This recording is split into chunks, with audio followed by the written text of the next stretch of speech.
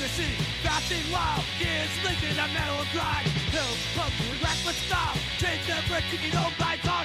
Run, Phil, there's no play night. On two wheels, we ignite the night. Street, king, no one holds us tight. Right, Phil, has the right to light. Before Rampage, before slopestyle, before mountain biking had a style, there was Wade Simmons, a rider who didn't just push boundaries, but completely redefined what was possible on two wheels. This is the story of Wade Simmons, the godfather of freeride. If you've ever sent a drop, hit a gnarly line, or even just thought about riding a sketchy wooden feature, you owe this guy a beer. Let's dive into the history of one of the most gnarliest mountain bikers ever.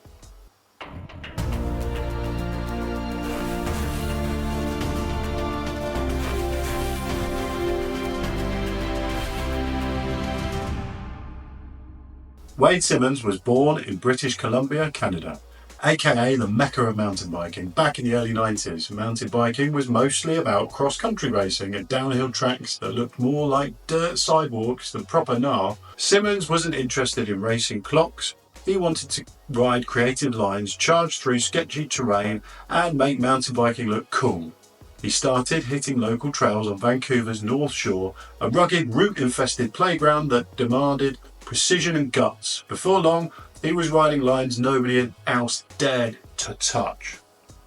The mid to late 90s was when things got wild. Simmons, along with fellow pioneers like Richie Shaley and Brett Tippie, started linking up with trail builders on the North Shore.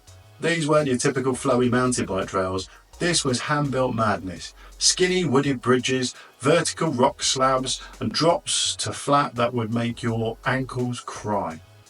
In 1998, Wade got his big break. He starred in a little film called Cranked. If you haven't seen it, stop what you're doing and go and watch it right now. It was one of the first mountain bike films to showcase pure freeride.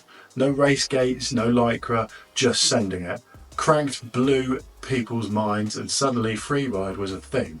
Wade, Shaley and Tippie became known as the Fro Riders, and brands like Rocky Mountain Bikes saw the potential. They backed Wade, giving him the support to push freeride to new levels. Fast forward to 2001, Red Bull Rampage, the first ever edition of the now legendary freeride event. This was raw, lawless mountain biking in the Utah desert, and Wade Simmons showed up with his signature calm, under pressure style. While other riders were just trying to survive, Wade made it look effortless.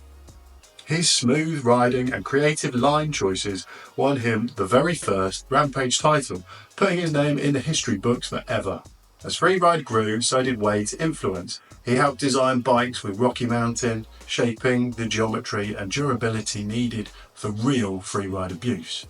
And while some riders chased competition fame, Wade stayed true to his roots, riding big lines in remote places, filming mind-blowing segments and mentoring the next generation of freeriders.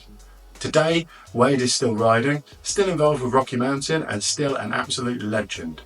He might not be sending 50-foot drops anymore, but his influence is everywhere. From the modern slopestyle tricks to the rugged enduro lines that freeride helped inspire. Wade Simmons didn't just ride the gnarliest lines, he created them. He took mountain biking from race-focused sport and turned it into something artistic, creative and fearless.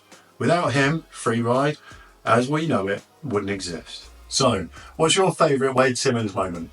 Have you ever ridden a proper North Shore line? Drop a comment below, hit that like button if you think Wade Simmons is a legend, he is, and subscribe to Bike Filth for more deep dives into mountain biking history. Stay filthy and I'll see you on the next one.